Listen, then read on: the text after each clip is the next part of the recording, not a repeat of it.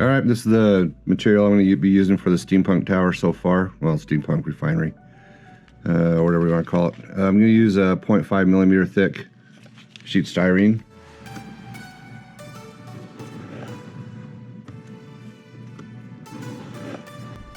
Now what I'm going to do is I'm going to put rivets in it, like I've done before.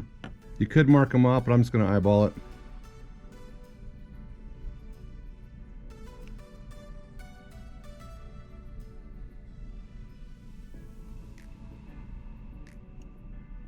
Alright, so all the panels are done. And it's just kind of fun to do stuff like this, where you just kind of cut some of the rivets off and bend the panel up.